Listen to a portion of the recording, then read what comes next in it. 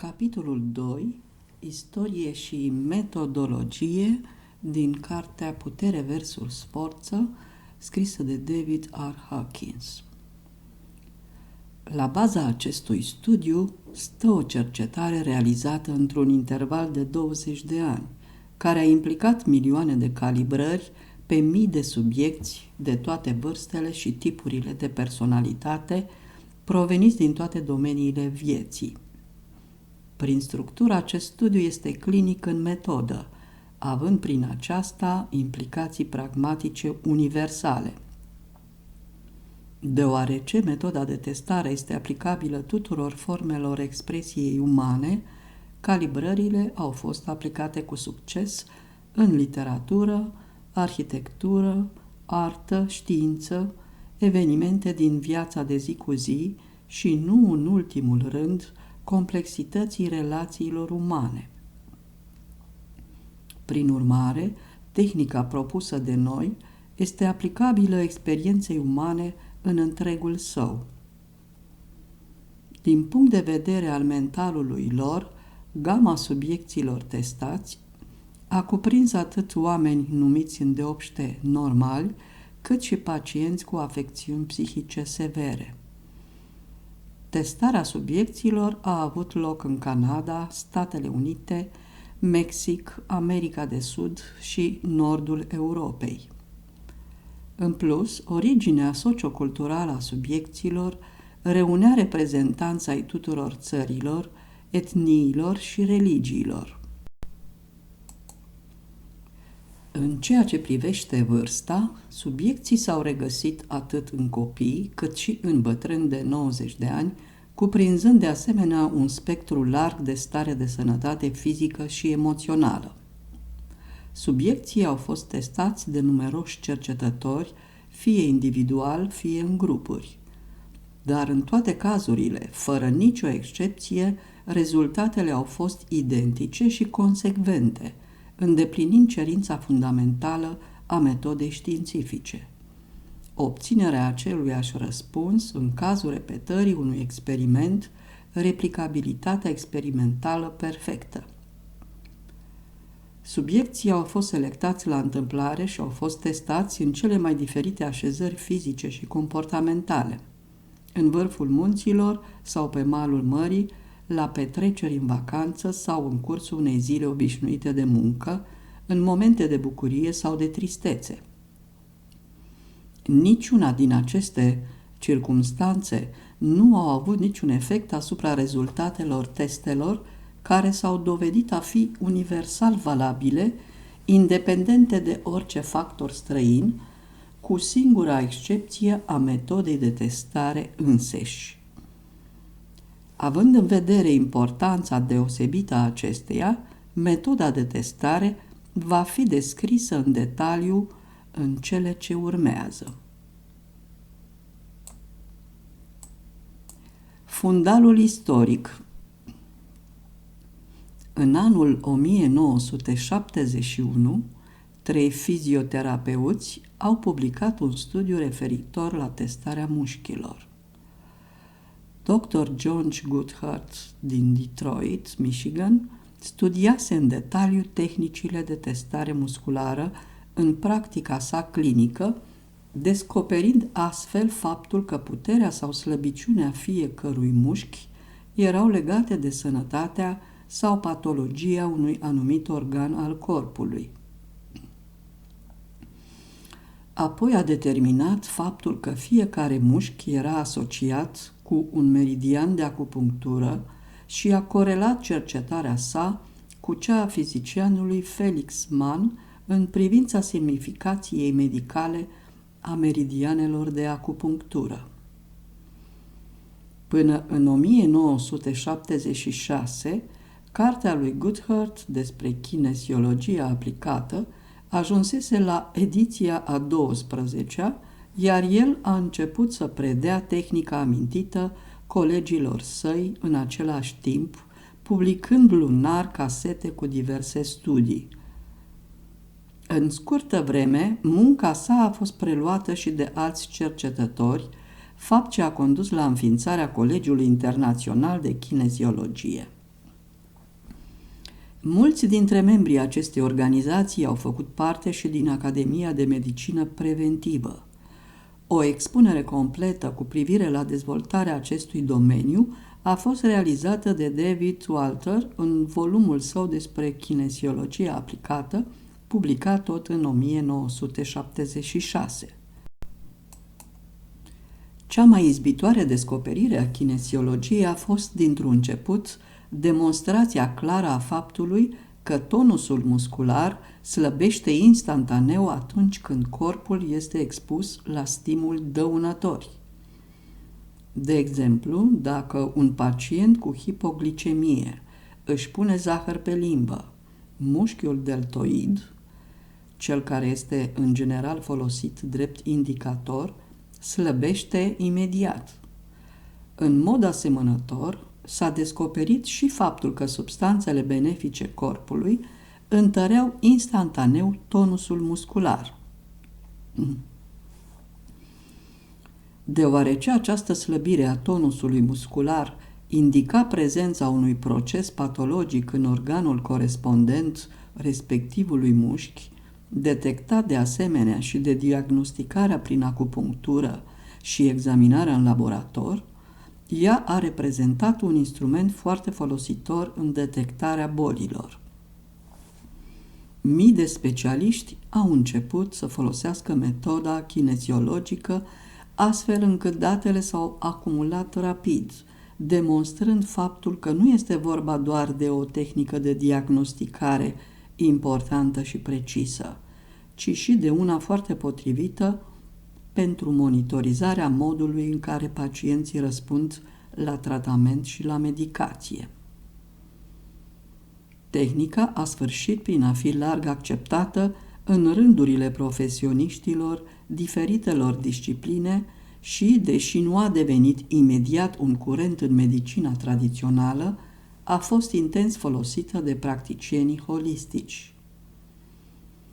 Unul dintre aceștia, medicul psihiatru John Diamond, a început să utilizeze metoda răspunsului kineziologic în diagnosticarea și tratarea suferințelor psihice, numind această nouă perspectivă de diagnoză și tratament kineziologie comportamentală. În timp ce alți cercetători studiau eficiența metodei kineziologice în detectarea alergiilor, dereglărilor nutriționale și în cazul răspunsului la tratament, Dr. Diamond a extins aria de investigație, utilizând aceeași tehnică pentru a studia efectele pozitive sau negative ale unei mari varietăți de stimuli psihologici, cum ar fi, de exemplu, diferitele tipuri de artă, muzică, expresii ale feței, modulația vocii și stresul emoțional. Profesor excepțional, seminariile doctorului Diamond au influențat mii de practicieni care s-au întors la munca lor cu interes reînnoit și curiozitate pentru aplicațiile metodei kineziologice. Pe lângă aplicabilitatea sa generală, testul era rapid, simplu, ușor de realizat și foarte concludent. În plus, toți cercetătorii au confirmat replicabilitatea totală a rezultatelor. De exemplu, un îndulcitor artificial a făcut ca toți subiecții testați să slăbească, indiferent dacă le-a fost plasat pe limbă, așezat într-un pachet lângă plexul solar sau ascuns într-un plic al cărui conținut nu a fost cunoscut nici de către subiect, nici de examinator. Cel mai uluitor fapt a fost că organismul a răspuns chiar dacă mintea nu are cunoștințe cu privire la problemele puse în discuție. Majoritatea specialiștilor au realizat propriile verificări, punând diverse substanțe în plicuri obișnuite, numerotate și alegând o persoană care nu auzise deloc de această metodă de testare să examineze subiectul. Concluzia generală, mai mult decât îmbucurătoare, a fost aceea că organismul a răspuns corect, chiar dacă mintea nu era conștientă. Acuratețea metodei kineziologice nu a încetat să uimească publicul și pacienții, de fapt chiar și pe profesioniști. În multe conferințe ținute de autorul acestei cărți, au fost împărțite prin sală 500 de plicuri care conțineau un îndulcitor artificial și alte 500 de plicuri identice cu primele, dar care conțineau vitamina C naturală. Persoanele din public au fost împărțite și testate alternativ. Atunci când plicurile erau deschise, reacția publicului se caracteriza întotdeauna prin uimire și plăcere la vederea faptului că toți au reacționat prin scăderea tonusului muscular ca răspuns la îndulcitorul artificial și prin creșterea tonusului muscular la vitamina C naturală. Prin intermediul acestei demonstrații foarte simple, au fost schimbate obiceiurile nutriționale a sute de familii din toată țara. La începutul anilor 70, profesia medicală în general și psihiatria în particular au reacționat foarte distant, dacă nu chiar complet ostil, la ideea că alimentația are legătură cu sănătatea, pe lângă implicațiile acesteia în sănătatea emoțională sau funcționarea creierului. Publicarea cărții Psihiatria ortomoleculară, scrisă de autorul prezentei lucrări în colaborare cu laureatul premiului Nobel Linus Pauling, a fost bine primită de un public foarte variat, dar nu și de instituțiile medicale. În paranteză, este foarte interesant că acum 20 de ani mai târziu după publicarea ei, conceptele prezentate în cartea amintită stau la baza tratării bolilor mentale. Am închis paranteza. Marea descoperire a cărții a fost aceea că bolile mentale grave, cum ar fi psihoza, dar și cele de mai mică importanță, cum sunt tulburările emoționale, au o bază genetică ce implică o transmitere anormală a substanțelor biochimice în creier, o bază moleculară ce poate fi corectată la nivel molecular. Prin urmare, bolile maniaco-depresive, schizofrenia, alcoolismul și depresia pot fi afectate deopotrivă de alimentație și medicație. În 1973, anul în care a fost publicată cartea, instituția psihiatrică era încă orientată spre psihanaliză. Lucrarea a fost acceptată în primul rând de practicienii holistici. Atât metodele de tratament propuse cât și rezultatele acestora erau verificate în mod curent prin intermediul kineziologiei.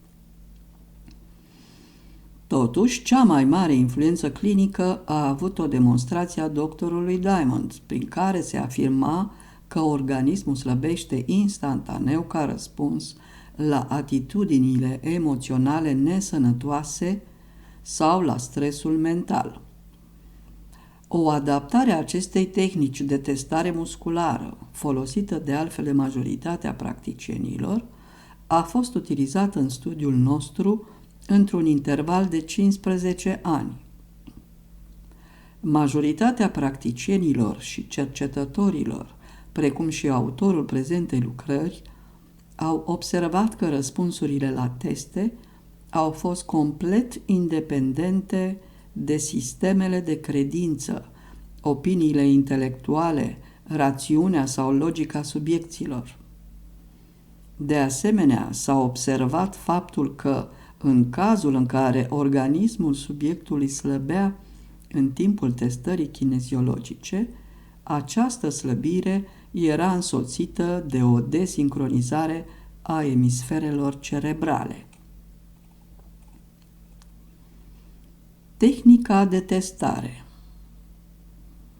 Pentru a efectua o testare kineziologică sunt necesare două persoane. Una dintre ele va fi subiectul testării și va ține un braț întins lateral, paralel cu pământul. Cealaltă persoană va apăsa cu 2 degete pe încheietura mâinii întinse, spunându-i subiectului rezistă. Subiectul va opune rezistență la presiunea exercitată. În aceasta constă toată testarea kineziologică. Nimic mai mult nu trebuie făcut. Fiecare parte implicată, atât subiectul testării cât și cel ce o efectuează, are posibilitatea de a face o afirmație. În timp ce subiectul se gândește la respectiva afirmației, forța brațului său va fi testată prin presiunea aplicată de către examinator. Dacă afirmația este negativă sau falsă, sau reflectă o calibrare situată sub nivelul 200, vezi Harta Conștiinței, capitolul 3, subiectul va răspunde printr-o slăbire a tonusului muscular. Dacă răspunsul este da sau calibrează peste amintitul nivel 200, tonusul muscular al subiectului va crește. Pentru demonstrarea procedurii noastre, este indicat ca examinatorul să-i propună subiectului testat să se gândească la Abraham Lincoln, iar apoi la Adolf Hitler. Același efect poate fi demonstrat când subiectul se va concentra asupra cuiva pe care îl iubește, respectiv se va gândi la cineva de care se teme sau îl detestă, sau la cineva de care se leagă printr-un sentiment de regret enorm. De îndată ce este generată o scală numerică, vezi mai jos, calibrările pot fi efectuate pornind de la afirmațiile. Această afirmație, de exemplu această carte, organizație, scopul acestei persoane, deci această afirmație se situează peste nivelul 100, apoi peste nivelul 200, apoi peste nivelul 300, până când este obținut un răspuns negativ. Apoi calibrarea poate fi reluată în vederea obținerii unui răspuns cât mai exact. Este oare peste 220, 225, 230, etc. Examinatorul și subiectul își pot schimba rolurile între ei, dar cu toate acestea vor fi obținute aceleași rezultate. Odată ce ne familiarizăm cu tehnica de examinare, o putem folosi pentru a evalua companiile, filmele, oamenii, evenimentele din istorie sau pentru diagnosticarea problemelor din viața de zi cu zi. Cititorul va observa că procedura noastră folosește testarea musculară pentru a verifica adevărul sau falsitatea unei propoziții declarative. Posibilitatea obținerii unor răspunsuri neconcludente poate apărea numai în cazul în care întrebarea nu a fost pusă sub această formă. De asemenea, nu pot fi concludente răspunsurile la întrebări ce implică viitorul. Numai propozițiile cu privire la condițiile sau evenimentele existente vor produce răspunsuri coerente și constante. Pentru evitarea transmiterii unor sentimente pozitive sau negative, examinatorul trebuie să mențină o atitudine impersonală în timpul procedurii. Precizia testării va crește dacă vom ruga subiectul testat să-și închidă ochii. Mai mult, nu trebuie să existe niciun fel de muzică în fundal. Dată fiind simplitatea atât de evidentă a testului, este bine ca persoana care întreabă să-și verifice mai întâi precizia pentru reușita procedurii. Răspunsurile pot fi verificate prin realizarea unui interogatoriu încrucișat. Pe de altă parte, toți cei care se obișnuiesc cu această tehnică încep să se gândească la trucuri pentru a fi satisfăcuți că, într-adevăr, răspunsurile sunt exacte. Se va descoperi curând că toți subiecții vor da același răspuns și că nu este necesar ca ei să aibă vreo cunoștință cu privire la întrebarea respectivă, răspunsul fiind întotdeauna independent de opiniile personale ale subiecților examinați cu privire la întrebarea în cauză. Am descoperit că este eficient, înainte de a pune o întrebare, să testăm mai întâi propoziția. Aș putea pune oare această întrebare? Ocazional vom primi și răspunsuri negative. Această situație indică faptul că examinatorul ar fi bine să renunțe la întrebarea în cauză sau să găsească motivul pentru care răspunsul primit a fost unul negativ. Poate că respectiva chestiune sau implicațiile sale ar fi în măsură să cauzeze o suferință examinatorului. Pe parcursul studiului nostru, subiecții testați au fost rugați să se concentreze asupra unui anumit gând, sentiment, atitudine, memorie, relație sau întâmplare din viață. Adesea, testul a fost realizat în grupuri mari de oameni.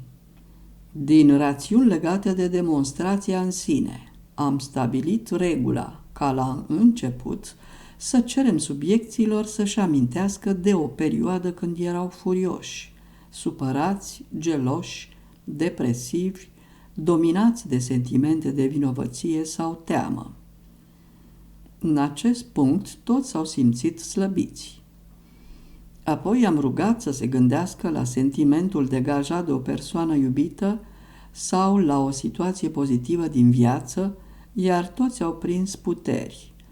În mod obișnuit se producea un murmur de surpriză în toată sala ca răspuns la implicațiile ce fuseseră descoperite. Următorul fenomen demonstrat a fost acela că prezența virtuală a unei imagini care aparține unei substanțe a produs același răspuns ca în situația când substanța s-ar fi aflat în contact fizic cu organismul. De exemplu, ținem în mână un măr crescut cu pesticide și cerem subiecților selectați din rândurile audienței să se uite drept la el în timp ce sunt testați. Vor slăbi fără excepție. Apoi vom repeta procedeul descris mai sus, dar de data aceasta vom ține în mână un măr crescut cu substanțe naturale, fără chimicale. Toți subiecții vor deveni instantaneu puternici. Având în vedere că nimeni din public nu are cunoștință de tipul merelor și că nu anticipează că vor fi examinați, precizia metodei este demonstrată spre satisfacția tuturor. Trebuie amintit faptul că oamenii percep experiența în mod diferit.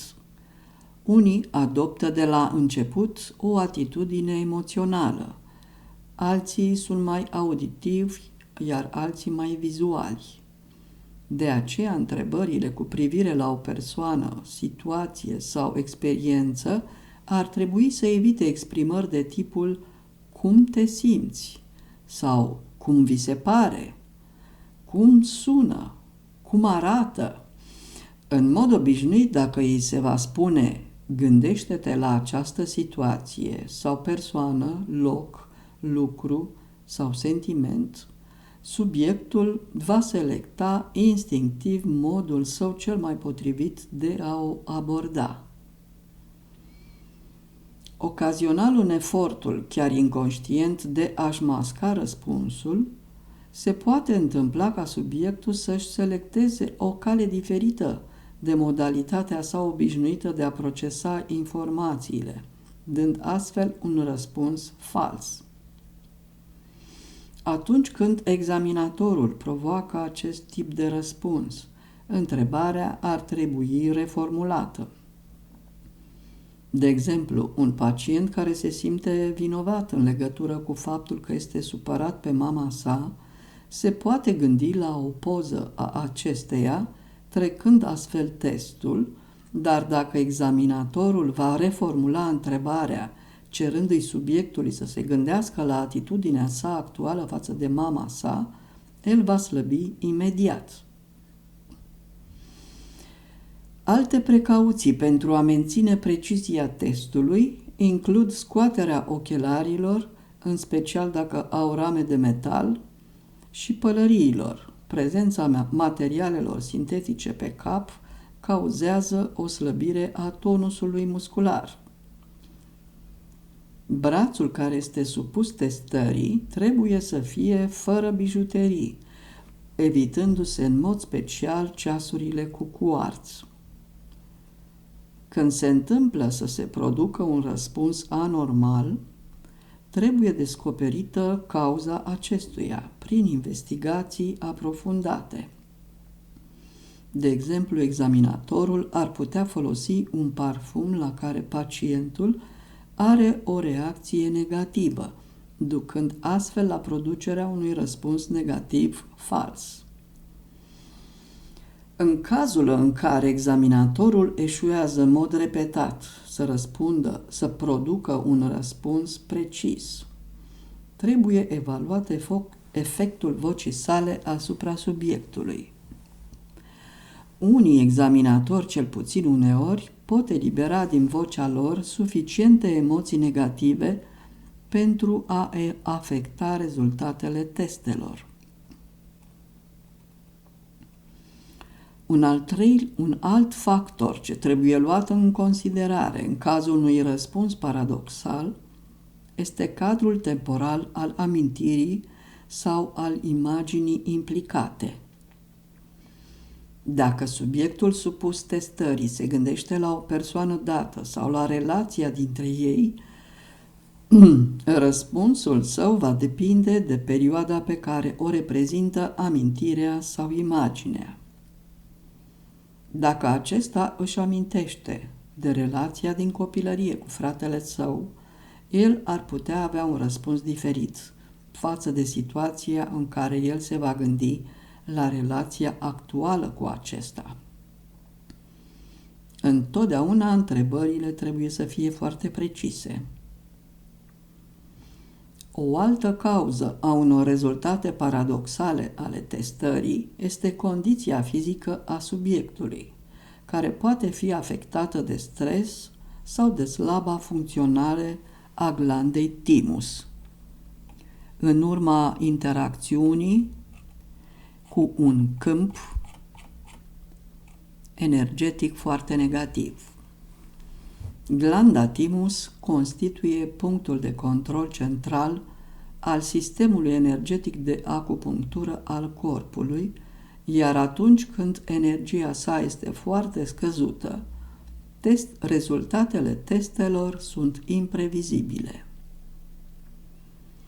Acest impediment poate fi ușor remediat în numai câteva secunde prin intermediul unor tehnici simple descoperite de Dr. John Diamond și denumită de el palparea glandei thymus. Glanda thymus este localizată chiar în spatele coșului pieptului. Apăsați așadar asupra acestei zone cu pumnul încleștat în mod ritmic de mai multe ori, în timp ce zâmbiți și vă gândiți la cineva pe care îl iubiți. La fiecare apăsare spuneți ha, ha, ha. Retestarea va arăta reluarea dominanței timice, rezultatele testării revenind la normal. Folosirea procedurii de testare în studiul de față. Tehnica de testare pe care tocmai am descris-o este cea recomandată de doctorul Diamond în kineziologia comportamentală. Singura variație introdusă în studiul de față a fost corelarea răspunsurilor cu o scală logaritmică pentru a calibra puterea relativă a energiei în diferite atitudini, gânduri, sentimente, situații și relații cu alți oameni. Dat fiind faptul că testul e foarte rapid, de fapt durează mai puțin de 10 secunde, este posibilă procesarea unei cantități enorme de informații în legătură cu aceste probleme într-un interval foarte scurt de timp. Scala numerică, generată instantaneu de către subiecții testați, variază de la 1, valoarea cea mai mică corespunzătoare simplei existențe fizice, trece prin 600, vârful conștiinței obișnuite, pentru a ajunge în cele din urmă la 1000, nivelul corespunzător stadiului avansat de iluminare și înțelegere. Răspunsurile sub forma simplă de tipul da sau nu determină calibrarea subiectului. De exemplu, dacă simplul fapt de a fi în viață reprezintă pe scala numerică 1, atunci puterea iubirii se situează peste nivelul 200? Subiectul va deveni puternic, indicând un răspuns afirmativ. Iubirea este peste 300? Subiectul va deveni și mai puternic. Iubirea este peste 400? Subiectul va rămâne puternic. Iubirea este la nivelul 500 sau peste acesta? Subiectul rămâne încă puternic. În acest caz, iubirea este calibrată la nivelul 500, iar această cifră s-a dovedit a fi aceeași indiferent de câți subiecți au fost testați. Prin testări repetate a fost generată o scală care se raportează corect la experiența umană, la istorie, dar și la descoperirile psihologiei, sociologiei, psihanalizei, filozofiei și medicinii. Această scală se potrivește destul de precis cu stadiile conștiinței din filozofia perenă. Examinatorul trebuie să fie conștient de faptul că răspunsurile la unele întrebări pot fi destul tulburătoare pentru subiect. Tehnica nu trebuie să fie folosită în mod iresponsabil și de asemenea, întotdeauna trebuie respectată dorința subiectului de a participa sau nu. În situațiile clinice, nu trebuie pusă niciodată o întrebare personală, cu excepția cazului în care răspunsul la aceasta devine pertinent în scop terapeutic. Totuși, este posibilă punerea unei întrebări care să excludă implicarea personală din partea subiectului testat, acesta funcționând numai ca un indicator pentru scopul calibrării. Răspunsul la testare este independent de puterea fizică a subiectului. Este uluitor faptul că mușchii atleților slăbesc la fel cu ai tuturor celorlalți oameni ca răspuns la un stimul nociv. Este foarte posibil ca examinatorul să fie o femeie bolnăvicioasă, ce cântărește puțin peste 45 de kilograme, iar subiectul un jucător profesionist de fotbal ce cântărește peste 90 de kilograme. Dar rezultatele testelor vor fi aceleași, deși ea va apăsa brațul lui puternic cu doar 2 degete. Capitolul 3. Rezultatele testului și interpretarea acestora. Unul dintre scopurile prezentului studiu este acela de a genera o hartă practică a câmpurilor energetice ale conștiinței, pentru a face posibilă schițarea marjelor și a geografiei generale a acesteia. Acest deziderat constituie încă o zonă neînregistrată a investigației umane. Pentru a facilita înțelegerea cititorului, desemnările numerice ale câmpurilor energetice au fost rotunjite. Dacă ne uităm pe harta conștiinței, vezi tabelul, devine clar că nivelele calibrate se corelează cu anumite procese ale conștiinței, emoții, percepții sau atitudini, perspective asupra vieții și credințe spirituale. Dacă spațiul o permite, diagrama poate fi extinsă pentru a include toate domeniile comportamentului uman. Rezultatele cercetării s-au confirmat reciproc în toate privințele. Cu cât investigația este mai detaliată și mai aprofundată, cu atât mai mare este și gradul de confirmare al rezultatelor. Pe scala conștiinței, punctul critic al răspunsului kineziologic este calibrat în jurul valorii de 200, care corespunde nivelului curajului. Toate atitudinile, gândurile, sentimentele și asocierile care se situează mai jos de acest nivel calibrat determină slăbirea tonusului muscular al unei persoane. Atitudinile, gândurile, sentimentele, entitățile sau personalitățile istorice care calibrează peste acest punct determină întărirea tonusului muscular al subiecților. Acesta este punctul de echilibru dintre atractorii slabi, respectiv cei puternici, dintre influența negativă și cea pozitivă.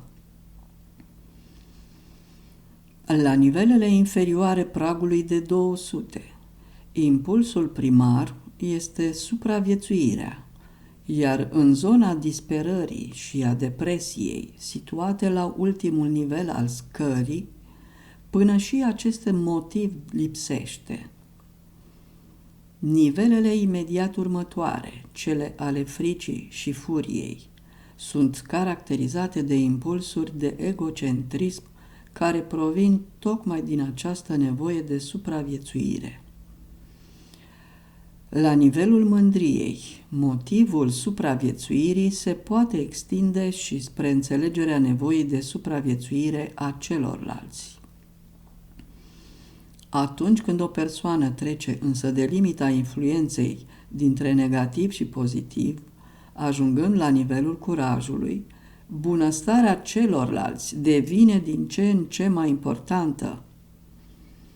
La nivelul 500, fericirea celorlalți apare ca o principală forță de motivație.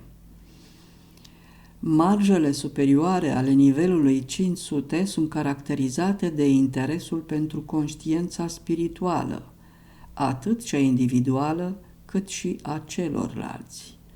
Iar la nivelul 600, scopurile principale devin bunăstarea omenirii și căutarea iluminării. De la nivelul 700 la 1000, viața este dedicată salvării întregii omeniri. Comentariu. A reflecta asupra acestei hărți poate induce o expansiune profundă a empatiei noastre cu viața în toate formele sale de expresie. Dacă vom examina obiectiv atitudinile emoționale, vom înțelege că acestea nu sunt nici bune, nici rele. Judecățile moralizatoare sunt numai o funcție a punctelor de vedere de la care provin. Observăm, de exemplu, că o persoană aflată în durere, care calibrează la nivelul energetic inferior 75, va fi într-o stare mult mai bună dacă se va ridica la nivelul mâniei, calibrat la 150.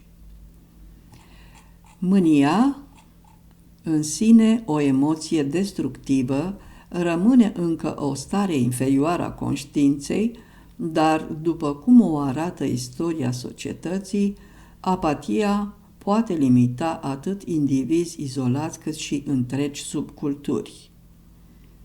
Dacă cei care nu mai speră nimic ajung să-și dorească ceva mai bun, de exemplu dorința la 125, și apoi folosesc energia mâniei de la nivelul 150 pentru a dezvolta mândria 175, atunci vor fi capabili să facă următorul pas spre curaj, calibrat la nivelul 200, pentru a putea începe apoi să-și amelioreze condiția individuală sau colectivă. Și invers, persoana care a ajuns la o stare echilibrată de iubire necondiționată va considera inacceptabil să experimenteze orice altceva. Cu cât avansăm pe scara evolutivă a propriei conștiințe, procesul descris mai sus se va perpetua și se va corecta de la sine, în așa fel încât dezvoltarea personală va deveni un mod de viață.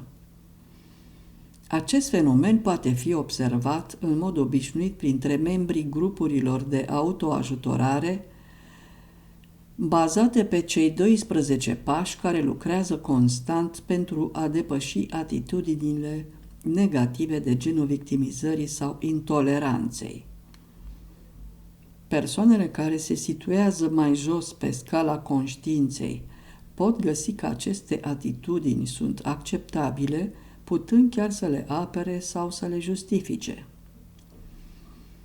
Pe tot parcursul istoriei, toate marile discipline spirituale ale lumii au fost preocupate de tehnicile de a accede în aceste niveluri de conștiință. Majoritatea au afirmat că depășirea acestor obstacole este o datorie esențială. Succesul ar depinde deopotrivă de maestru și de însușirea învățăturilor, instrucțiunilor specifice și surselor de inspirație, fără de care aspirantul va dispera în fața incapacității sale de a-și atinge scopul. Sperăm că harta noastră va facilita această strădanie umană supremă.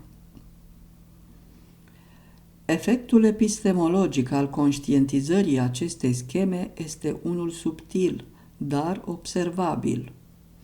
Implicațiile acestor descoperiri au aplicație dintre cele mai pragmatice în sport, medicină, psihiatrie, psihologie, relații personale și în căutarea generală a fericirii. Contemplarea hărții conștiinței poate, de exemplu, să transforme radical capacitatea unei persoane de a înțelege cauzalitatea. Așa cum însăși percepția evoluează odată cu nivelul conștiinței, devine evident că și ceea ce lumea numește domeniul cauzelor este de fapt un domeniu al efectelor. Asumându-și responsabilitatea pentru consecințele propriei sale percepții, observatorul poate să-și depășească rolul de victimă, ajungând la conștientizarea faptului că nimic din exterior nu are putere asupra ta. Ceea ce determină efectul pozitiv sau negativ în viața noastră, faptul că întâmplările vieții devin fie o oportunitate, fie un factor de stres pentru noi, nu ține de aceste întâmplări, ci de felul în care noi reacționăm în fața lor, de atitudinea pe care o avem față de ele. Stresul psihologic este în mod clar un efect al unei condiții căreia îi opunem rezistență sau de care dorim să scăpăm, dar această condiție nu are de fapt vreo putere în sine. Nimic nu are puterea de a crea stresul. Muzica tare poate face să crească presiunea sângelui în cazul unei persoane sau poate deveni o sursă de încântare în cazul alteia. Dacă nu este dorit, un divorț poate fi traumatic, dar dacă este dorit, poate constitui o eliberare. De asemenea, harta conștiinței aruncă o nouă lumină asupra progresului istoriei.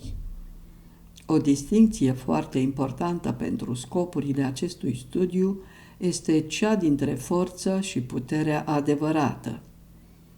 Putem, de exemplu, să cercetăm o epocă istorică, cum ar fi sfârșitul colonialismului britanic în India. Dacă vom calibra poziția Imperiului Britanic din acel timp, aceea a interesului personal și a exploatării, vom descoperi că ea se găsește pe scala conștiinței cu mult sub nivelul 200. Motivația lui Mahatma Gandhi, calibrată la nivelul 700, era foarte aproape de vârful conștiinței umane obișnuite. Gandhi a avut câștig de cauză deoarece poziția sa era de departe mult mai puternică. Imperiul Britanic a reprezentat forța calibrată la nivelul 175, iar atunci când forța întâlnește puterea, sfârșește invariabil prin a fi învinsă în cele din urmă. De asemenea, putem să observăm și faptul că pe tot parcursul istoriei, societatea a încercat să trateze problemele sociale prin acțiuni legislative, strategii, manipulare comercială, legi sau interdicții, toate manifestări ale forței, numai pentru a ajunge la concluzia că aceste probleme, în ciuda faptului că au fost tratate, persistă sau revin. Deși atât guvernele cât și indivizii, pornind de la diferite poziții ale forței, sunt miopi în această privință, unui observator sensibil îi devine evident faptul că multiplele condiții ale conflictului social nu vor dispărea până când nu va fi descoperită și vindecată etiologia fundamentală a acestora. Diferența dintre a trata și a vindeca este aceea că, în cazul primei noțiuni, contextul rămâne același, în timp ce, în cazul celei de-a doua, răspunsul clinic este determinat tocmai de o schimbare a contextului. Cu alte cuvinte, ceea ce se urmărește este înlăturarea completă a cauzei problemei și nu doar o atenuare a simptomelor. Una e să prescrii un antihipertensiv pentru presiunea mare a sângelui și cu totul altceva să extinzi contextul de viață al pacientului pentru ca acesta să înceteze să mai fie furios și represiv. Să sperăm că empatia ce rezultă din contemplarea hărții conștiinței va micșora drumul spre bucurie. Cheia bucuriei stă în blândețea necondiționată pentru toate formele vieții, inclusiv pentru cea proprie, pe care o numim compasiune. Fără compasiune, strădania umană nu poate realiza nimic semnificativ. Putem generaliza acest aspect de la terapia individuală la un context social mai larg, în care pacientul nu poate fi cu adevărat însănătoșit și total vindecat până când nu invocă puterea compasiunii pentru el și pentru cei din jurul lui. Ajunsă în acest punct, persoana care a fost vindecată va începe să vindece la rândul ei.